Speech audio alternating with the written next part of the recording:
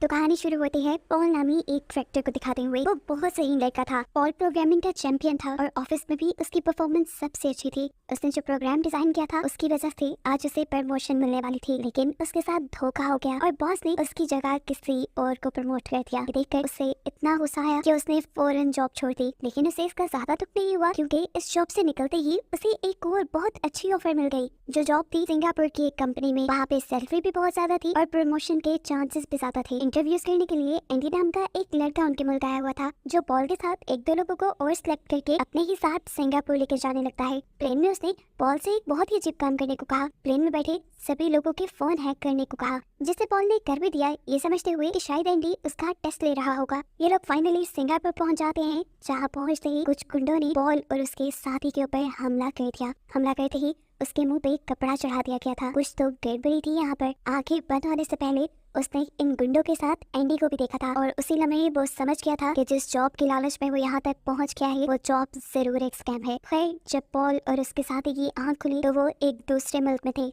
इस नए मुल्क में ये लोग एक अजीब सी फैक्ट्री के पास आकर रुके थे, जहाँ पर इन्हें मिलता है बेन, गैम्बलिंग इंडस्ट्री का सबसे बड़ा गैंगस्टर। वो इन्हें यहाँ बताता है कि तुम आज से हमारे साथ काम करोगे और अगर नहीं करोगे तो अपना हशर खुद ही देख लेना। पॉल इस बात से बुरी तरह डर चुका था। उसे अब फैक्ट्री के अंदर लेकर आया गया, जहाँ पर सभी लोग कंप्यूटर पे बैठे काम कर रहे थे। सबके मुंह से लग रहा था कि ये काम उनसे जबरदस्ती करवाया जा रहा है और जो ये काम नहीं करता था उसे टीजर गन से टॉर्चर भी किया जाता था। यहाँ पर मौजूद सभी लोग गैम्बलिंग एप्स बना रहे थे। इसके बाद इन सबको सेकंड फ्लोर पर लेकर जाया जाता है, जहाँ पर बड़े बड़े सॉफ्टवेयर इंजीनियर्स काम करते थे, जिनको प्रोग्रामिंग और डेटा माइनिंग बहुत अच्छे से आती थी। और मजेदार की बात ये थी कि यहाँ पर मौजूद लोगों को सैलरी भी पे की जाती थी, वो भी निचले फ्लोर के लोगों से ज्यादा। इसके बाद पॉल और उन सभी लोगों को बेन तीसरे फ्लोर पर लेकर जाता है, जहाँ पे बहुत सारी खूबसूरत लड़कियाँ थी और ये काम करती थी लड़कों को गैम्बलिंग के जाल में फंसाने का। इन लड़कियों से भी ये सारा काम जरूर जबरदस्ती ही करवाया जा रहा होगा। और ये बात जान के पॉल अंदर तक टूट गया, क्योंकि उसके सारे ख्वाब चकनाचूर हो गए थे। वो जिस उम्मीद से आया था कि उसका करियर सेट हो जाएगा, सब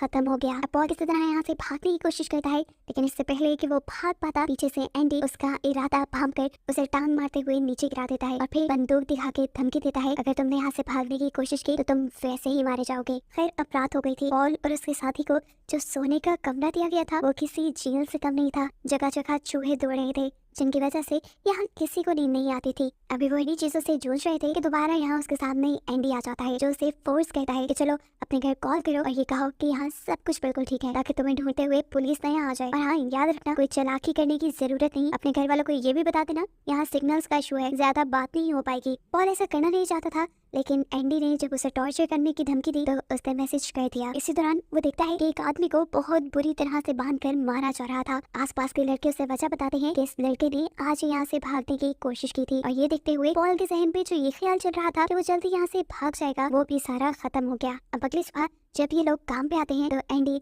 यहाँ पर पॉल को एक बहुत बड़ा स्कैम करने को कहता है। पॉल ये नहीं कर सकता था, उसने मना कर दिया और उसके मना करते ही यहाँ एंडी के लोगों ने उसे बुरी तरह पीटना शुरू कर दिया। उसकी चीखें सुनता हुआ यहाँ बेन आया, इन सबका बॉस। उसने सभी को रोका और कहा, अरे अरे रुको, इसे मारने की जरूरत नहीं, ये तो बिना मारे ही हमारा सारा काम करेगा। अपॉन यहाँ पे उनकी गैम्बलिंग वेबसाइट के लिए एक एड डिजाइन करता है। उसने इनका काम तो कर दिया था, लेकिन यहाँ रहना उसे गवारा नहीं था। उसके जहन में एक आइडिया आया और वो हेल्प वाली एक शीट बनाकर पहुंच गया वॉशरूम में। उसकी उम्मीद के मुताबिक यहाँ उसे एक विंडो दिख भी गई, जहाँ से लेटर बाहर फेंकने पर उसे कोई ना कोई मदद तो मिल जाती। लेकिन अफसोस कि यहाँ की विंडो सील्ड थी और जिस सीट के ऊपर चढ़कर वो इस हेल्प वाले पेज को बाहर फेंकना चाह रहा था, वो सीट पे टूट गई। शोर सुनकर यहाँ से एक लड़की बाहर निकली, जिसे देखते ही पॉल घबरा गया। वो लड़की जबरदस्ती पॉल के हाथ से उसकी चिट ले लेती है, जिसमें उसने हेल्प मी का मैसेज लिखा हुआ था। और ये देखते ही पॉल घबरा गया। सीन कट होता है और हमें फ्लैशबैक में इस लड़की की कहानी पता चलती है। ये लड़की, जिसका नाम है लिली, ये एक बहुत बड़ी मॉडल थी, बहुत मशहूर। उसने अपनी जिंदगी में बहुत पैसे भी कमाए थे, लेकिन फिर एक दिन उसकी एक पिक्चर एक गैम्बलिंग साइट के ऊपर किसी ने चला दी और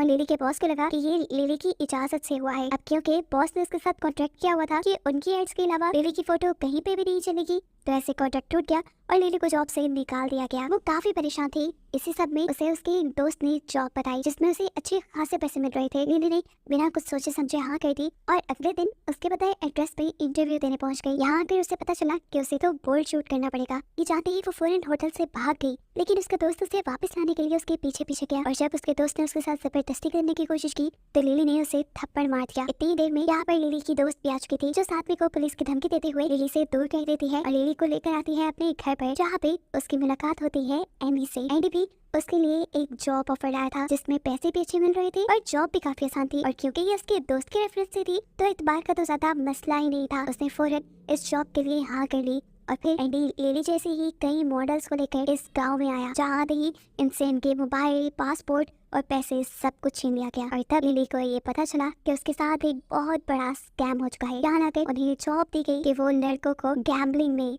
यानी जुए में फंसाएंगी। लिली भी पॉल की तरह ये काम नहीं करना चाहती थी, लेकिन उसे भी सेम धमकी दी गई कि अगर उसने ये काम ना किया तो उसे मार दिया जाएगा। ना चाहते हुए भी लिली को ये जॉब करनी पड़ी। सीन्स दोबारा प्रेजेंट में शिफ्ट होते हैं और हमें दिखाया जाता है कि लिली और पॉल बात कर रहे थे। बात करते हुए पॉल को भी समझ आ गया कि लिली जबरदस्ती यहाँ पे है और यहाँ से भागना चाहती है। या इन दोनों के दरमियान में कुछ बातें होना शुरू हो गई और एकदम से कोई जोर जोर से दरवाजा नॉक करने लगा। ये एंडी ही था जो काफी देर से लिली को उसके टेबल पे ना देखते हुए उसे यहाँ से लेने आया था। उसके बारे में जानते ही ये दोनों घबरा जाते हैं। पॉल तो फौरन वॉशरूम में जाकर अपनी चिट को खुद ही खा लेता है, जबकि एंडी डरते हुए वॉशरूम का दरवाजा खोलती है और एंडी उसे टॉर्चर करने लगता है। तब वो उसे बताते हैं मेरी तबीयत ठीक नहीं थी, इसी वजह से मैं वॉशरूम में आई थी। एंडी जो काफी बेरहम था, न जाने क्यों उसे